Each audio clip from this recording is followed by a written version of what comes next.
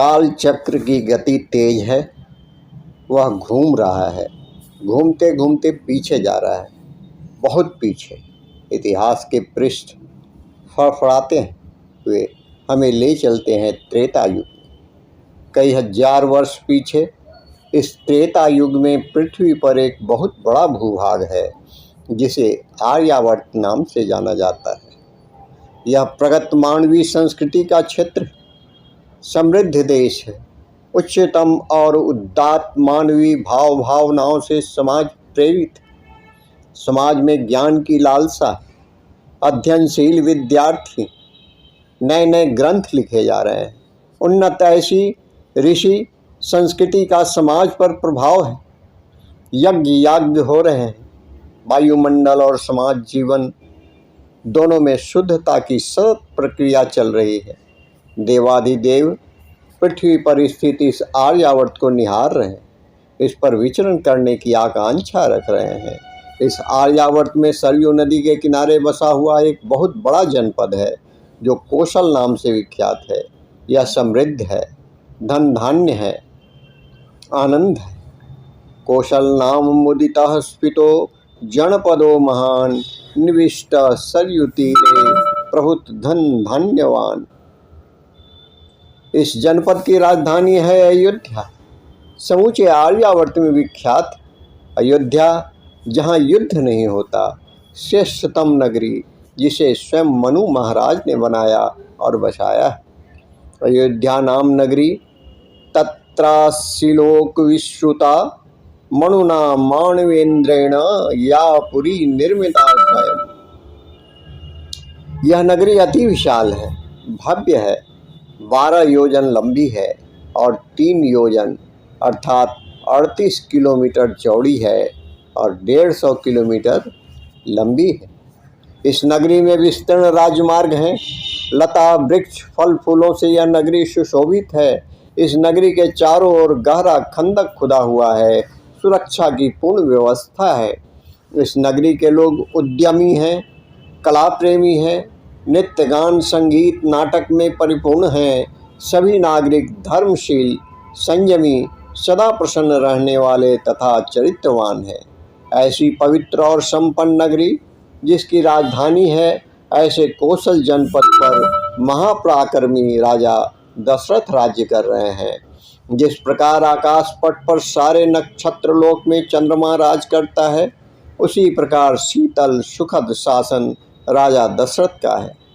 तापुरी स महातेजा राजा दशरथो महान, शशास समिता मित्रो नक्षत्राणि चंद्रमा।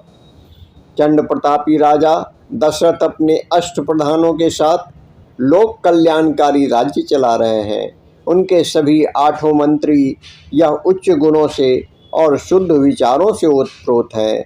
मंत्री हैं घृष्टि, जयंत, विजय, सौराष्ट्र, राष्ट्रवर्धन, अकोप, धर्मपाल और सुमंत्र। इनमें सुमंत्र अर्थशास्त्र के ज्ञाता हैं तथा राजकोषीय व्यवहार देख रहे हैं। ये सारे मंत्री एक विचार से देश हित के लिए प्रेरित। यह सभी विनय संपन्न हैं, शस्त्र विद्या के ज्ञाता हैं, सुदृढ़ और पराक्रमी हैं। इनके सिवा सुयज्ञ, जावाली, कश्यप, गौतम, दीर्घायु, मार्कंडेय और कात्यायन यह ब्रह्मर्षि भी राजा दशरथ के मंत्री हैं। ऐसे मंत्रियों के साथ गुणवान राजा दशरथ कौशल का शासन कर रहे हैं।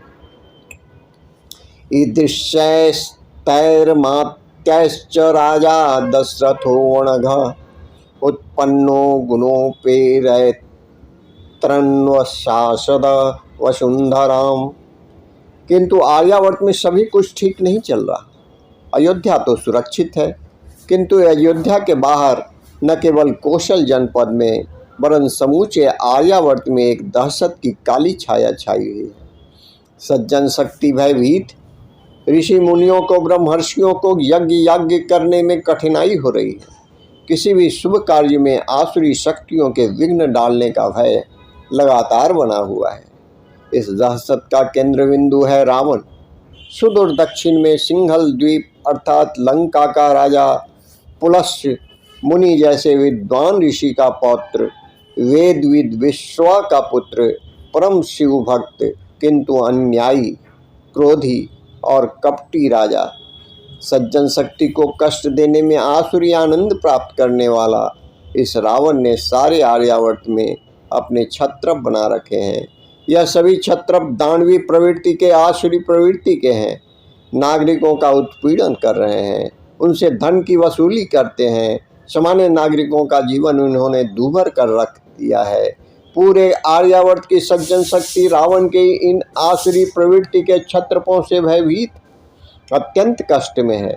यह सज्जन शक्ति प्रार्थना कर रही है इस सृष्टि के रचयिता से, परमपिता परमेश्वर से, कि रावण नाम का राक्षस आपका कृपा प्रसाद पाकर अपने असीम बल से हम लोगों को अत्यंत पीड़ा दे रहा है, कष्ट दे रहा है। हम में यह शक्ति नहीं है कि हम इसे परास्त करें, अतः आप ही कुछ कीजिए। भगवान तत्व प्रसादेन रावणो नाम राक्षस सर्वाणनो वादते वीर्याक्षिषितुं तम न शक्नुमः। देवलोक में सृष्टि के निर्माता, सृष्टि के पालन करता परमपिता परमेश्वर यह प्रार्थना सुन रहे हैं। वह पृथ्वी के पवित्र देश आर्यावर्त में रावण ने 10 दिशाओं में मचाया हुआ उत्पात भी देख रहे हैं। रावण का आतंक एक प्रकार से प्रत्यक्ष अनुभव ही कर रहे हैं। सज्जन शक्ति को हो रहे कष्ट भी देख रहे हैं। इन सब को देखते हुए सृष्टि के रचयिता यह तय कर रहे हैं कि आर्यावर्त के नागरिकों को निर्भय होकर जीवन यापन करने के लिए रावण का विनाश अस्वयंभावी है, किंतु यह विनाश किसी चमत्कार से नहीं होगा, ऐसा परमपिता परमेश्वर ने तय किया है। नरसिंह अवतार में चमत्कार अवश्य था, कारण हिरण्यकशिपु में ऐसी दानवी शक्ति निर्माण हुई थी जिसे किसी सामान्य व्यक्ति के द्वारा नष्ट करना संभव नहीं था। किंतु इस बार नहीं, इस बार कोई चमत्कार नहीं। यदि इस बार भी चमत्कार से रावण को नष्ट करते हैं तो सज्जन शक्ति निष्क्रिय हो जाएगी। जब कभी समाज में आसुरी प्रवृत्ति जन्म लेगी तब यह सज्जन शक्ति प्रतीक्षा करेगी परमपिता परमेश्वर के किसी अवतार की। वह प्रत्यक्ष संघर्ष नहीं करेगी, यह उचित नहीं है।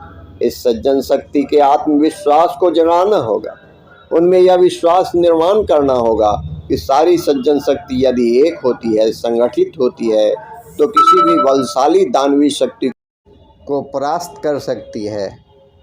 परमपिता परमेश्वर के अंश इसमें माध्यम बनेंगे, किंतु सारा संघर्ष करेगी सज्जन शक्ति।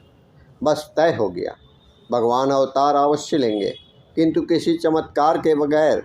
वे तो संगठित सज्जन शक्ति में देवत्व का संचार करने का कार्य मात्र करेंगे, इसके लिए वे माध्यम बनेंगे।